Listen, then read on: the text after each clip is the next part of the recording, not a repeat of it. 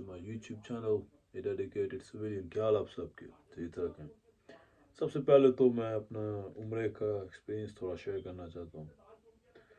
I was able to kiss the black stone of Jannah, जो हुजूर पाक, हज़रत इब्राहीम, हज़रत इस्माइल जो बड़े पैगंबर थे, they had kissed it. So it was an honor to kiss the same stone as they had. The Sahabas, I would like to also mention them. They also had kissed the black stone. So it was a great honor. Able to kiss the Kaaba many times, to touch the gate. I did tawaf maybe in walking distance, 15 to 20 kilometers. Great honor. And tawaf you can only do in Kaaba, only in the world, only in Kaaba. Nafal in hundreds, hundreds. I also prayed next to the cube, the Kaaba. There's a special place. I was also given the honor to read there. So Alhamdulillah, great experience. I highly recommend that people should go there. Now that we are back in the systematical world, the new world, a world that which requires contribution, performance, and of course, with that, you get to maintain your family, maintain your status, and other perks and benefits. However, we also carry pride, dignity, identity. And relating to that, I came across a video of a very notorious anchor by the name of Major Gaurav Arya. Profession, retired military, but he doesn't seem to utter from his mouth any profession. Style थोड़ा सा third class है इस आदमी का बात करने का. Now, me, I am not on that level to challenge him directly. But however, I share this video to my family and friends. Gaurav Arya, he keeps on highlighting certain points. One, he says, Pakistan ek Bakhari mulk hai. It's a beggar. But unfortunately, yes, you can describe Pakistan as a poor country. But Pakistan did not come to be by choice a poor country. Okay? If we look at the history of India and Pakistan, they both came to existence together.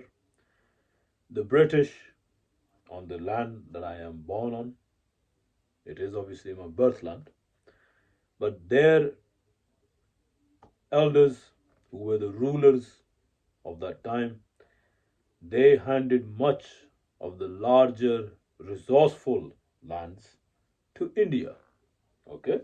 So Pakistan had to survive. Pakistan was put in a position in the early parts of its existence to survive. And it had to endure much, and it did so. It struggled. But it again was a miracle from God. We survived. Wars were unleashed upon us. We survived. Plots were unleashed upon us. We survived. Our elders were assassinated. We still survived. We still survived. So, yes, Pakistan, after 70 years, of course, it would struggle. But poverty and of course bad governance, हम लोग इस चीज़ को deny नहीं करेंगे. But I think people from India should understand that you got the best. When both countries came to be, you got the better half of the deal. ठीक है. अच्छा, another thing Gaurav Arya highlights is Pakistan's nuclear blackmail. It blackmails the world.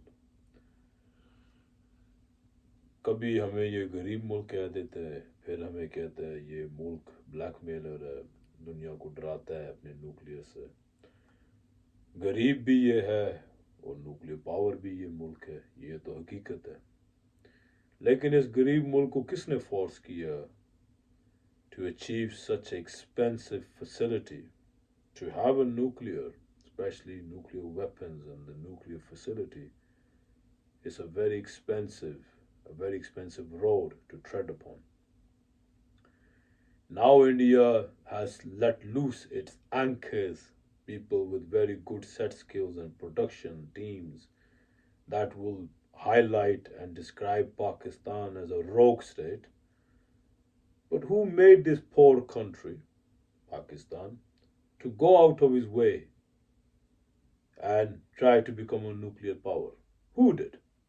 India should take some blame. It was India's policies, its aggression, its demeanor, its ideas, its argument, its rivalry in religion, in history, politically.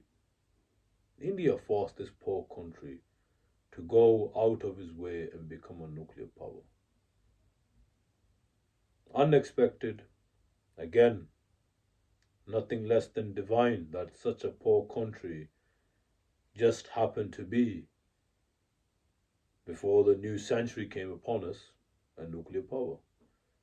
But who was behind that push? India. But yet you will not ever find the Indians of today to be blamed for that. They would not want to be blamed. But when you keep on scaring, keep on putting fear that we will destroy you whenever an opportunity will arise, then what do you expect from any nation or people? And so I believe India had a great part to play with that. And now that this poor country has become a nuclear power, which it has, so this poor country will of course demand a certain assistance from the world because its nuclear power is to deter India from attacking it. Otherwise, theory could be if Pakistan was not a nuclear power, India might have unleashed a full conventional war. So we are quite glad that our elders decided to achieve this asset. But the world has to play a certain responsibility so that Pakistan can maintain this asset. Pakistan will not give away its nuclear because of India's fear. Now, if India wants to jump on the bandwagon and cause a paranoia to the Israelites, to the Americans, and to other foreign institutions, be it so. But any think tanks around the world, from Pentagon, Washington, London, Belgium, Paris, Moscow, Beijing, Riyadh, Tokyo, Tel Aviv, Ankara, everyone from the institution knows that Pakistan's nuclear assets to defend itself and to strike has been to defend itself from the aggression of India. If India wants to use words and tactics to shove and push its own created problem from its neighbor and wants to create this picture now that my problem is your problem. And that is the card India is playing, especially with the Israelites. My problem is your problem. And it has, of course, with the tone it uses in the ear of Tel Aviv, it is the religion card that they use. And of course, Islam will play a part in your destruction. Now, this is sort of the proposals that maybe Delhi seems to highlight and add fuel to in the hearts of the Israelites. And then how will the Israelites play in the future with the Americans, with Europeans? Will they jump on board and take that idea But I personally believe that the world should focus on the genuinity of Pakistan, that it has, of course, achieved nuclear assets, but in the same time, it was forced to take so, that expensive road. And the world should try to understand that if it's not for the nuclear assets, India's aggression would toll to action, and Pakistan may not exist in the future. So the nuclear handover is out of the question for this poor country. But as world leaders in Washington, Beijing, London, and other stake stakeholders, they should recognize that this poor country does need assistance. Another thing Gauravaria highlighted, Pakistan is the facilitator, the provider of state terrorism. If he, Major Gauravaria, seems to always create a tale of mischief of Jammu, Kashmir, and Pakistan. Again, Pakistan did not have to do much in creating terrorists. It is your own policies against those people of that land, how you treat them. Murder, torture, kidnapping, rape. What are the things which are sinful in any religion have the Hindus and other have not committed by wearing uniform, and what they have not been involved in with the people of Kashmir? You created your own terrorists by treating them with hatred. And again, the blame seems to fall on Pakistan. India, you are the blame for creating these terrorists. But again, you have learned the skill to make your problem be everybody else's problem. That is your trick. But inshallah, Bani Adam, the genuine people who look at the whole world as Adam's descendants, they will make you fail in your plots. Regarding Pakistan's fault, if you want to blame, is why do they come to assist the Kashmiri people? Certain civilizations, they are meant to do more than what an average person might think. An average person might say, no, we do not want no part. Yes, maybe such average thinkers, they might hold great offices in Pakistan, but they are average thinkers. They're just average people that should not have such power. That is Pakistan's current condition, which again it favors India. But example I will give of the Israelites. There are certain tribes of the Israeli people in the diaspora, they scattered across the world. And in Africa, there happened to be a few hundred people whom also were descendants. And they had this binding tied with the old civilization of Israel. But that country where they were residing in was a very hostile nation. But still, Israel state heard their cry and sent their commandos and sent those who were well crafted, well skilled in moving people from one place to another. And they were successful. They were able to bring those people out of that hostile atmosphere, environment, and transfer them to the state of Israel in safety. That is some people's resolve in listening and hearing the outcry. And if Pakistan happens to listen to the outcry of Kashmir, the people in Kashmir, then what is the surprise behind that?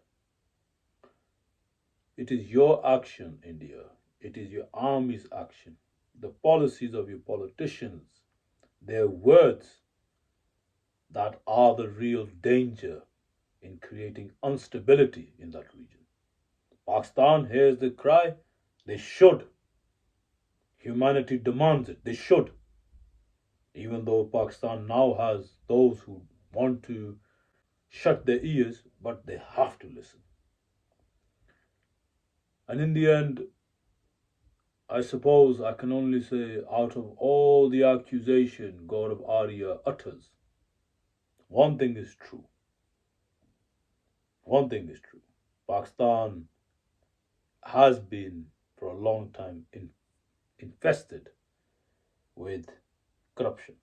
जैसे बीमारी, बहुत बड़ी बीमारी है पाकिस्तान के अंदर. लोग justify कर लेते हैं चोरी को भी, फ्रॉड को भी. बदनस्ले लोग हैं, दीन इनका सिर्फ तस्बीह तक और जुबान तक है. ठीक है, जब इम्तिहान सर पे आता है, जब दुनिया बहुत ही इरेजिस्टेबल प्रॉफिटेबल नज़र आती है लेकिन हराम है, वो फिर भी खुरेज नहीं करते उसको करने में. They will do it. And then later on they'll go back and start performing their rituals. That is the sort of leadership we seem to have in Pakistan. कबाइल, सरदार, ये चीज़ें अब आजकल हम लोग ड्रामों में देखते हैं. बट ये वक्त, those eras, they are long gone. ठीक है. फिर भी maybe the transformation has made those ancient ways of life into new image, into new titles. But today's Kabail is your country, your identity. So, in the end, does not matter आप किस जात के हो, आप किस province के हो, किस इलाके के हो. ठीक है. You are remembered within those borders. That is your Kabail. That is your identity.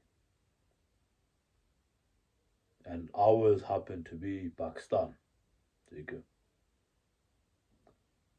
मैं दुआ करता हूँ अल्लाह पाक नेक सरदार, दिलेर लोग, अच्छे लोग Pakistan inshallah in the future has. People who will morally live with dignity, with honor,